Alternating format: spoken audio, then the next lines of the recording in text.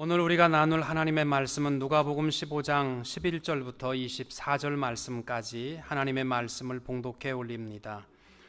또 이르시되 어떤 사람에게 두 아들이 있는데 그 둘째가 아버지에게 말하되 아버지여 재산 중에서 내게 돌아올 분깃을 내게 주소서 하는지라. 아버지가 그 살림을 각각 나누어 주었더니 그 후 며칠이 안 되어 둘째 아들이 재물을 다 모아가지고 먼 나라에 가 거기서 허랑방탕하여 그 재산을 낭비하더니 다 없앤 후 그 나라에 크게 흉년이 들어 그가 비로소 궁핍한지라. 가서 그 나라 백성 중 한 사람에게 붙여 사니 그가 그를 들로 보내어 돼지를 치게 하였는데 그가 돼지 먹는 주염 열매로 배를 채우고자 하되 주는 자가 없는지라.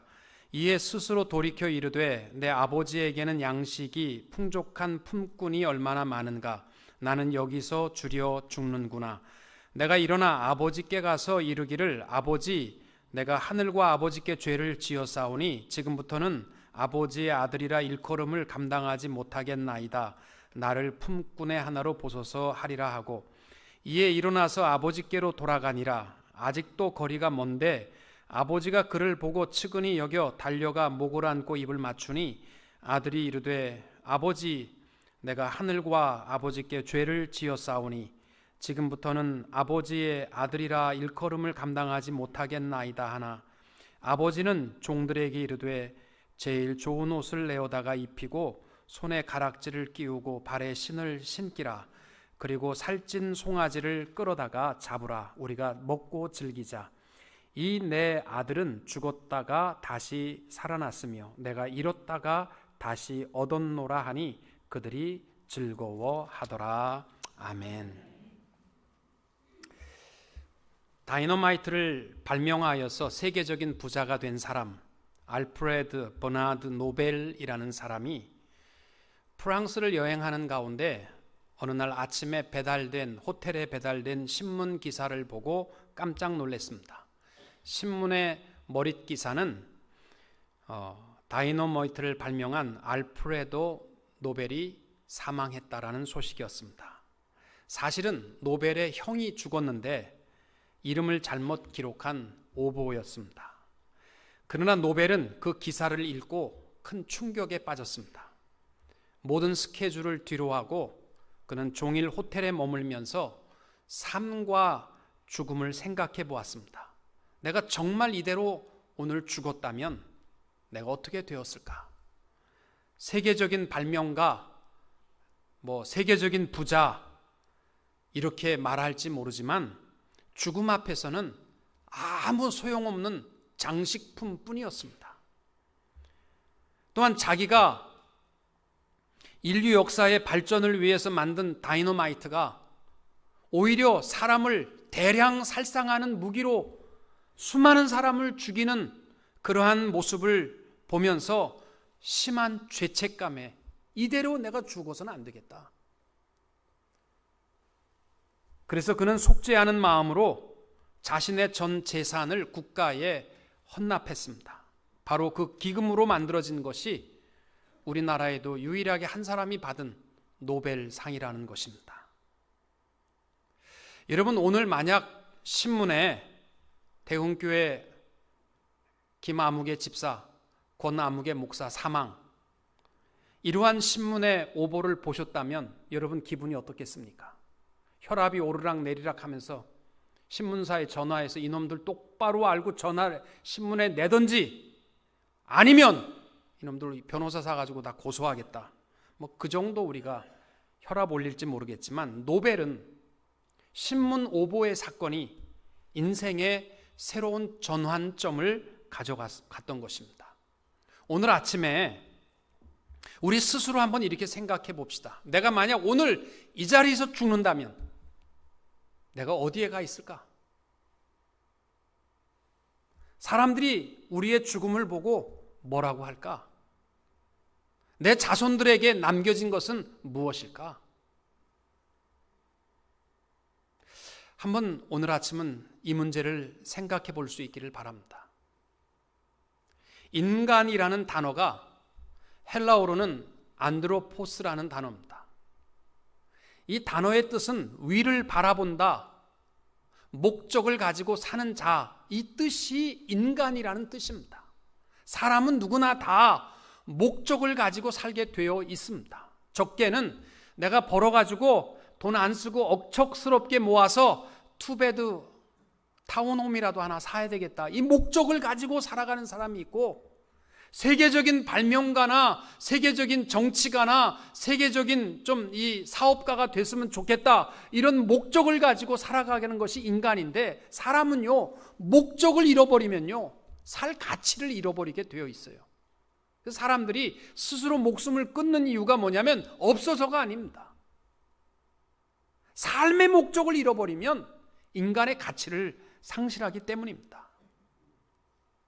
인류의 모든 사람들은요 세 가지로 나누어서 생각할 수 있습니다. 첫째로 무신론자들이 있습니다. 하나님이 없다라고 믿는 사람들. 많은 사람들이 무신론자 그러면 신앙이 없는 사람이라고 생각하지만 아닙니다. 무신론자는요 하나님이 없다라고 분명히 믿는 사람들이 무신론자들입니다. 그래서 이 사람들은요 온통 하나님이 없기 때문에 자기의 평생 70년 80년 육신의 쾌락이 가장 중요하기 때문에 육신을 신처럼 모시고 살아가는 사람들입니다. 유신론자들이 있습니다. 우리의 조상이 원숭이가 아니고 지으신 하나님이 있음을 믿는 사람들. 왜 나를 이 자리에 두셨고 오늘까지 이렇게 이루어 오셨는가, 하나님의 목적과 계획을 찾아서 살아가는 사람들이 유신론자들입니다. 교회 왔다 갔다 하는 사람이 유신론자들이 아니고요, 나를 지으신 이의 삶의 목적을 찾아 살아가는 사람들입니다. 또 하나는 불가지론자들이 있습니다. 하나님이 계신지 안 계신지 난 모르겠다, 알 필요도 없다, 귀찮다, 이렇게 살아가는 사람들입니다. 사실 결정적인 순간에 눈 감아버리는 사람들이죠.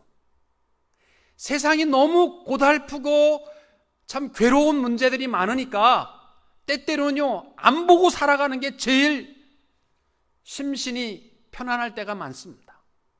그런데요 지금 하나님이 있는지 없는지 이것은 왜 중요하냐면요, 우리가 하나님이 계신다면 그의 약속을 믿어야 되고, 그가 없다면 우리의 영혼을 걸고 모험을 해야만 되기 때문입니다. 꿩이 그런다고 하잖아요. 꿩몰이를 하다가 꿩이 마지막 도망갈 데가 없으면 눈밭에다가 자기 머리를 팍 박아버린다는 거예요. 안 보이니까. 자기를 쫓아오는 사람이 안 보이면 사람들이 없어진 겁니까? 우리 평생에 내 영혼을 걸고 꿩과 같은 머리로 살아서는 안 되잖아요. 물론 하나님이 없다라는데 모험을 걸고 살아가는 사람들이 이 땅에 하나님은 당장 살아가는데 필요하지 않기 때문에 주일날 교회 안 와도 되기 때문에 좋을지 모르지만, 하나님이 안 계시면 다행이지만 하나님이 계신다면 그의 약속에 의하면 영원한 지옥불에, 꺼지지 않는 지옥불에 들어가서 영원토록 고통 속에 살아야만 하는 자기의 영혼을 걸고 하는 모험입니다. 기왕이면 하나님이 계시는 곳에 모험을 걸었으면 좋겠습니다.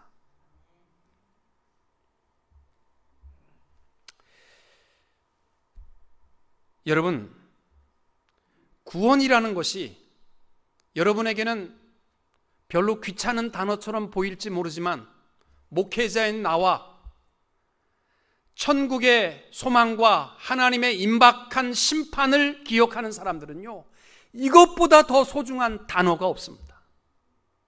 구원에 대해서, 하나님에 대해서, 내가 어떠한 위치에 있는지에 대해서 우리에게 정확하게 말씀해 주는 것은 오직 하나님의 말씀밖에 없습니다.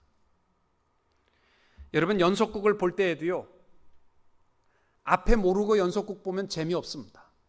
그래서 연속극을 5회, 6회쯤 가면 지난 줄거리, 그래가지고 지금 어떻게 진행됐는지를 자꾸 말해주고 보게 하잖아요. 그래야 재미있으니까. 제가 지금 성경의 줄거리를 잠깐 소개하려고 합니다. 성경이 어떤 내용이냐? 첫째는요, 하나님께서 온 우주와 인간을 하나님의 형상대로 창조하셨다라는 사실입니다. 많은 사람들이요, 둘 중에 하나예요. 내 조상은 원숭이라고 믿는 사람들, 아니면 하나님이 우리를 지으셨다, 둘 중에 하나거든요. 근데 원숭이가 내 조상이라고 생각한다면요, 원숭이와 나와 변화되어가는 그러한 과정에 사람들이 지금도 있어야 되는데 없거든요. 그러나 인간은 지으신 하나님을 배반하고 불순종함으로 하나님으로부터 원수가 되고 하나님의 동산에서 쫓겨났습니다. 하나님은 하나님을 배반하고 떠난 인간이 하나님께로 돌아오기를 기다리고 계십니다. 이게 성경의 내용이에요. 그런데 인간은 돌아가기를 거부하고 자기 스스로 하나님의 동산 같은 것을 만들어 보려고 애를 씁니다. 하나님을 자기 스스로 만들어 보려고 애를 씁니다. 그리고 거기 가운데서 쾌락과 만족을 누려보려고 하지만 거기에는 헛된 수고뿐이다 라고 말합니다. 그래서 하나님은 미련한 인생들을 돌이키게 하기 위해서 구약의 많은 선지자들과 예언자들을 보내어 돌아오라, 돌아오라 아무리 이야기해도 그들은 듣지 않았고 그들을 핍박하고 죽였습니다. 하나님께서는 기다리다 그들을 돌아오게 종으로 보내어서는 말을 안 듣는구나. 그래서 마지막에는 독생자 예수 그리스도를 보내어 주셔서 하나님 앞으로 돌아오게 했지만 세상 사람들은요, 이 아들만 없으면 세상이 내 거라고 생각하며 그를 십자가에 못 박아 조롱하며 죽였습니다. 여러분, 만약 여러분 자녀를 죽인 사람이 있으면 그 사람과 친하게 지낼 수 있겠습니까? 하나님과는요, 이제는 완전히 멀어져 버렸습니다. 이제 하나님은 철저한 최후의 심판을 앞에 두고 아들을 죽인 자에게는, 그의 복음을 듣지 않는 자에게는 영원한 형벌이 기다리고 있는 심판을 앞에 두고 있습니다. 그러나 하나님은 그들이 돌아오기를 지금도 기다리십니다. 그 돌아오는 것이 성경이 말씀하는 구원이고, 돌아오는 자에게 썩지 아니할 영원한 생명을 우리에게 약속해 주신 것입니다. 이게 성경 스토리입니다.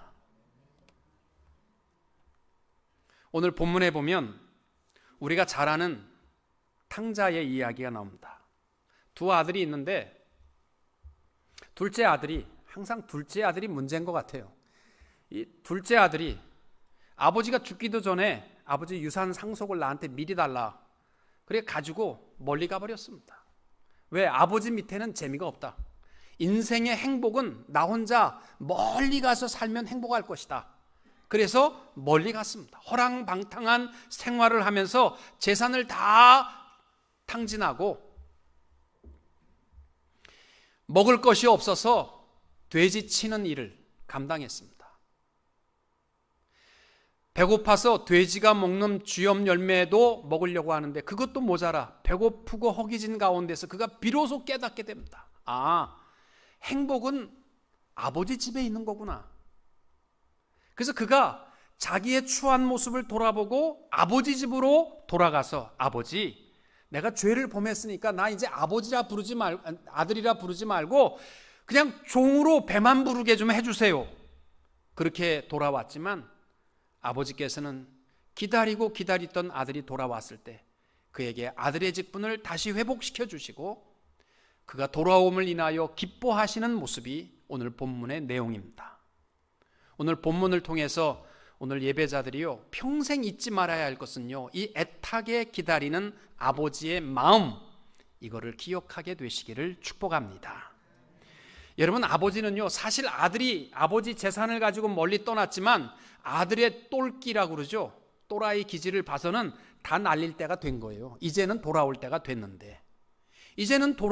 됐는데, 이렇게 기다리고 있는데 마을 어귀에 거지 한 명이 나타난 겁니다. 여러분, 생각해 보세요. 집안에 있는 아버지가 언제 온다는 얘기도 없이 동서남북으로 어디로 올지도 모르는 아들을 발견하는 게 쉬운지, 집에 있는데 아들이 와서 아버지를 발견하는 게 쉬운지, 그건요, 아들은 언제 올지도 모르는 거예요. 그런데 아버지가 멀리서 오는 거지 하나를 보자마자 저건 내 아들이다. 그 말은 뭐냐면 아버지가 얼마나 애타게 이놈의 자식이 지금 배고프게 고통 속에 있을 텐데 돌아오기를 기다리다가 나타났을 때 아버지가 먼저 발견하고 가서 아들을 끌어안고 입을 맞춥니다. 이것이 아버지의 마음입니다. 요한 웨슬레가 자녀가 몇 명이었냐면 24명이었습니다. 딱 두 다즌. 근데 요한 웨슬레가 이런 얘기를 합니다. 자기가 설교할 때마다 아이가 24명인데 밤에 23명의 자식들이 집에 들어왔다고 그래서 야 이제 됐다, 거의 다 들어왔으니까 그냥 자자, 그런 적 없다는 거예요. 24명 마지막 아이까지 다 들어와야 이제 다 들어왔구나, 그래야 편안하게 잘 수 있는 것이 아버지의 마음이라는 겁니다. 우리 하나님 아버지의 마음도 똑같습니다. 그 앞에 보면 잃은 양 한 마리의 비유의 말씀을 예수님이 하시잖아요. 100마리의 양이 있는데 세보니까 99마리밖에 없어. 그러니까 야, 한 마리는 어떻게 됐든지 99마리면 됐다, 우리 가서 쉬자, 이렇게 한 것이 아니라 잃어버린 한 마리를 찾도록 찾아서 그 한 마리를 끌어안고 돌아와 기뻐하는 목자의 마음, 이것이 잃어버린 아들을 찾는 아버지의 마음이라는 것을 말씀합니다. 여러분, 아들이 돌아오기만 했을 때 아버지는요, 아들을 발견하자마자 달려가서 4가지를 동시에 하잖아요. 아직도 거리가 먼데 아버지가 그를 보고 측은히 여겨 달려가 목을 안고 입을 맞췄다. 아들을 보는데 하루, 그 다음날 달려간 게 아니고요, 동시에요. 아들이 돌아오기만 하니까 아버지가 달려가 그 목을 안고 입을 맞추는 그러한 사랑을 베풉니다. 그러니까 아들이 하는 말이, 아버지 나 이제 아들 못합니다, 너무 창피해요, 그러니까 나를 그냥 품꾼의 하나로 봐주세요. 그러니까 22절에 아버지가 하는 말이 뭡니까? 아버지는 종들에게 이르되 제일 좋은 옷을 내어다가 입히고 손에 가락지를 끼우고 발에 신을 신기라. 이게 뭐예요? 좋은 옷을 입히라는 것은 뭐냐면요, 용서의 의미예요. 추한 거 다 벗어버리고 이제 새롭게 내 아들로 거듭났다는 거죠. 손에 가락지를 끼웠다는 얘기는 뭐냐면 아들의 신분을 회복시켜 줬다는 얘기고, 발에 신을 신기우라는 것은요, 자유로운 아들의 선언을 얘기해. 오늘날로 말하면 세단 한 대, 자동차 한 대, 네 마음대로 다니고 싶은데 다니라는 거예요. 이게 돌아오기를 기다리는 아버지의 마음입니다. 여러분, 힘들고 어려운데 괴로워하지 마시고 아버지는 지금도 기다리고 계신다는 사실을 기억하고 하나님께로 돌아올 수 있게 되시기를 축복합니다. 두 번째로 기억해야 할 단어가 17절에 나옵니다. 이에 스스로 돌이켜. 이 탕자가 터닝 포인트가 굶주림 속에서 돼지 키우다 말고 인생의 가치를 발견하잖아요. 탕자는 사실 아버지 집에 행복이 없는 줄 알았어요. 그러나 그 배고픔 속에서 행복은 아버지 안에 있구나. 그래서 스스로 돌이켜. 이 말은 영어 성경을 보시면 when he came to himself, 자기 자신에게로 돌아왔다. 다른 말로 하면 자기 자신을 보게 되었다는 거예요. 자기 자신을 좀 봤다는 거예요. 여러분, 예수님께서 바리새인들과 서기관들을 왜 싫어하신지 아십니까? 그들은요, 두 눈을 가지고 사람들의 죄와 허물만 봤지 자기를 못 봤던 거예요.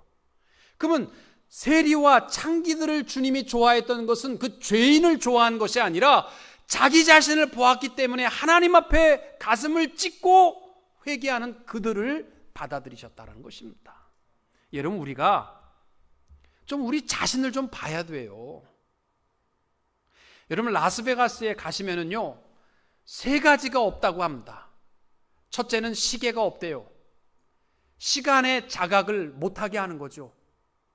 그래서 11시가 되고 12시가 돼도 시간 가는 줄 모르고 노름하게 만들기 위해서 시간 가는 줄 모르게 만들기 위해서 시계가 없고, 두 번째는 창문이 없고, 해 떴네, 해 졌네, 깜깜하네, 이거 모르게 하기 위해서 전부 창문이 하나도 없다는 거죠.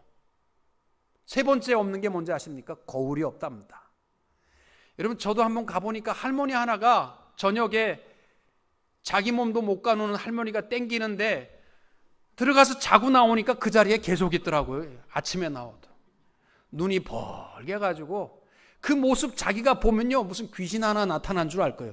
그 모습 보고 노름할 사람 없다는 거죠. 그래서 라스베가스는 자기 못 보게 하기 위해서 거울이 없다는 거예요. 우리 LA 사는 사람들이요, 사계절이 없다 보니까 너무 자각을 안 해. 찬바람이 불고 눈이 오고 그러면 벌써 한 해가 지났구나, 이런 좀 우리 자각하는 마음이 있을 텐데, 우리는 맨날 반바지 입고 살다 보니까 10년이 지나도 시간이 10년 지난 줄 몰라요. 어쩌면 우리가 다른 데 사는 사람보다요 인생의 라스베가스 안에 살아가는 것과 똑같아요. 우리가요 시간에 자각증이 없어요. 12월 첫째 주라는데도요 여러분 마음에 아무런 감동이 없잖아.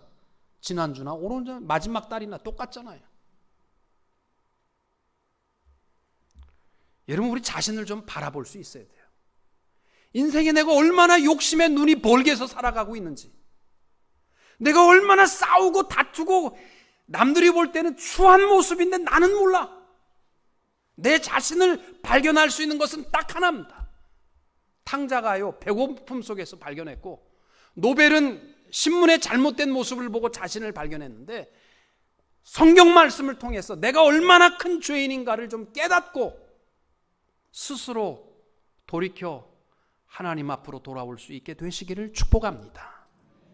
마지막으로, 인생의 행복은 오직 예수 안에 있음을 말씀하고 있습니다. 탕자가 배고프고 고통 속에서 비로소 아버지 안에 행복이 있다는 것을 깨닫지 않습니까? 오늘날 많은 사람들이 속고 살아가는 것이 뭐냐면, 행복은 멀리 있는 줄 알아요. 많이 가져야 부자가 되어 행복하겠다. 어느 부자든지 당신 정말 만족하십니까? 물질에 만족 하나도 없습니다. 쾌락에 만족이 있는 줄 알고요 쾌락을 추구하지만, 쾌락이라는 것은요 잠시 잠깐이죠. 더 큰 쾌락을 추구하면서요 끝없는 자극을 요구하는 갈증뿐입니다. 행복과 만족은 오직 예수 안에 있습니다. 홍콩의 유명한 배우 장국영 씨가 2003년도에 자살했습니다. 잘생겼습니다. 그가 자살한 이유는요 문제가 있어서 자살한 건 아니었습니다. 돈이 없어서도 아니고요 인기가 없어서도 아닙니다. 인생의 목적이 없는 거예요. 어디에 행복이 있는지 아무리 가져도, 아무리 인기가 있어도 불행하거든요. 지금도 일본 아줌마들이요 1년에 수천 명의 관광단을 모집해가지고 죽은 그 장국영이 묘소에 가서 꽃 갖다 주기 위해서 계속 일본 아줌마들이 그 장국영이 묘소에 간대. 왜 구경이한테 가? 영국이한테 가면 더 좋을 텐데 왜 구경이한테 가는지 모르겠어요.